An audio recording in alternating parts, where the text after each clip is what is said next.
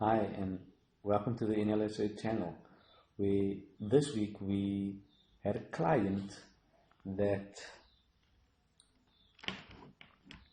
has been in a very long and toxic relation with his neighbor. And this time around, the neighbor sent the client a lawyer's letter with certain demands.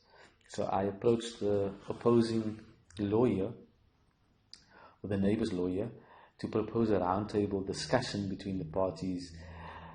But unfortunately, the lawyer was more focused on being adversarial.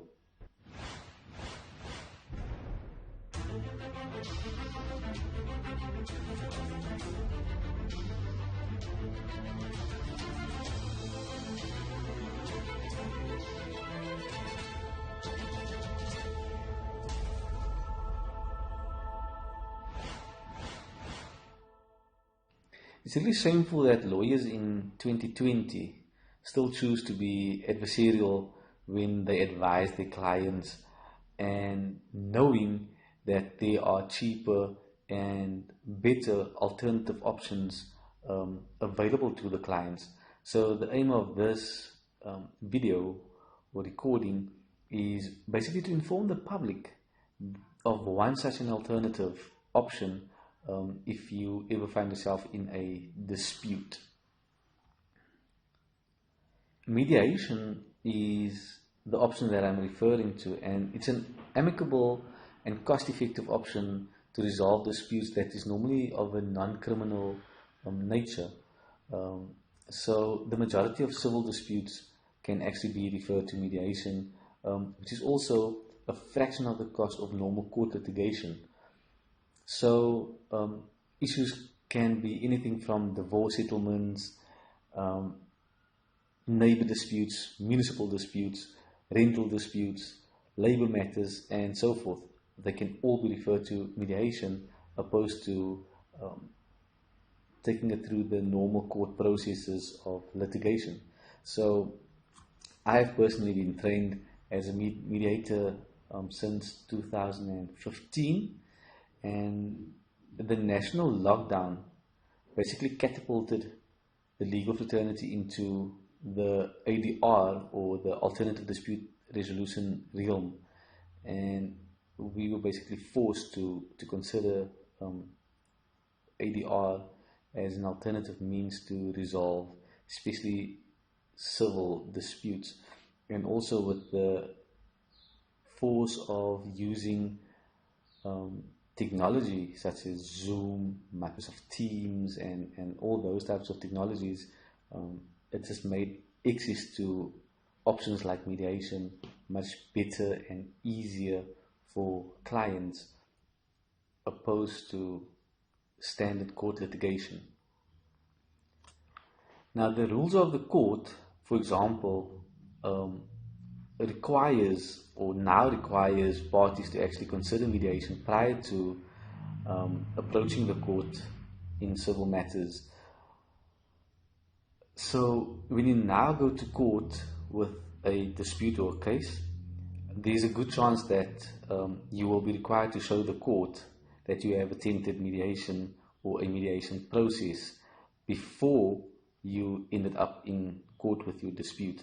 So it's very important then, and that shows us that the legal system in South Africa is recognizing the value of finding alternative or using alternative dispute resolution mechanisms opposed to litigation.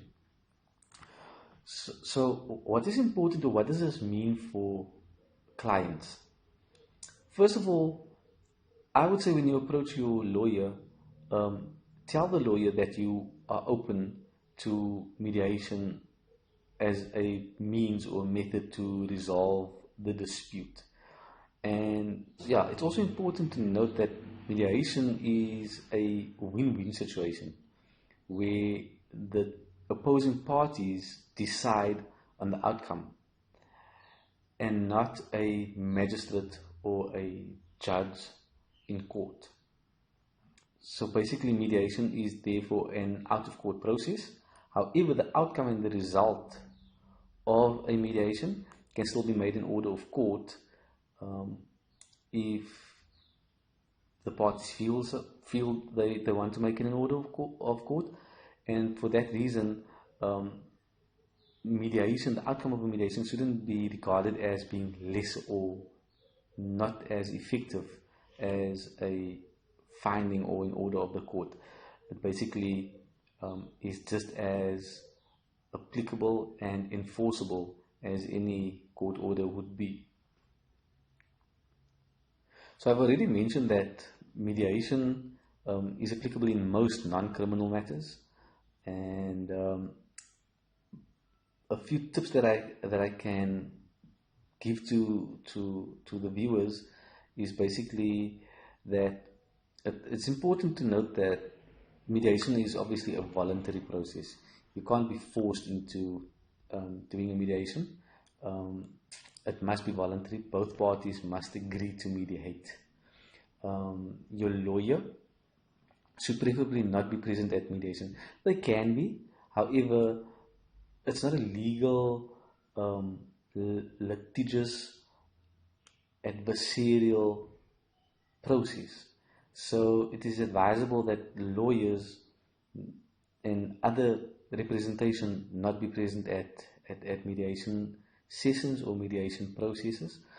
Also, your lawyer or the other party's lawyer, they shouldn't be involved as the mediator. So the mediator should be a independent party or an independent mediator that the two parties agree to use in trying to resolve the dispute. From a cost perspective, there's two perspectives. So first of all, obviously mediation is a fraction of the cost of normal court litigation. However, it's not free. There are still costs involved, although you do get certain institutions that will do free mediations. So the one side of it is what they call court-annexed mediation, and the cost in court-annexed mediation is prescribed. That is where the court, prior to litigation, will refer a matter to a mediator, and if it's a court-annexed mediation, then obviously there are prescribed costs involved. And then obviously there are the private mediators, where the private mediators determine their own cost and how they will address the cost for doing the mediation. As a general rule, the two parties or the parties to the dispute, they share the cost equally, so it's normally a 50-50, or there's an equal share amongst the parties as to the mediation cost. So the mediator will obviously facilitate a very informal process. Informal in the sense that it's not a court, so there's no formal court processes. It's basically what I like to refer to as a roundtable discussion. So the parties will sit around the table, and the mediator will facilitate certain aspects of mediation to assist the parties into coming to a final amicable resolution and agreement. So the mediator will not make a finding. The mediator will not tell you you are wrong or you are right, or make any finding as to the dispute in front of the mediator. The sole purpose of the mediator is to basically facilitate reaching an agreement between the parties. So after the parties have reached the agreement, then that agreement is signed and it becomes a binding contract. So now obviously the law of contract comes in, or the parties can request that the agreement be made an order of court. So basically it bears the same weight as an order of court. As a final note in terms of mediation as a form of alternative dispute resolution. If your lawyer don't tell you to first consider mediation, then you should ask. Don't be afraid to ask about this option. It's a viable option. It's worked in many instances where disputes are resolved, and it's for that reason that the courts have now made it part of the rules to basically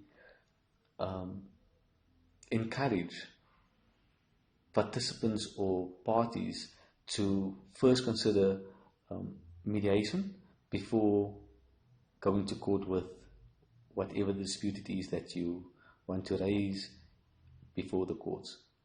If you have any questions, feel free to use our contact details and send us your questions. We pick a topic every week, and hopefully we pick one of your questions that will be answered in the next episode on the NLHA channel. Thank you for watching.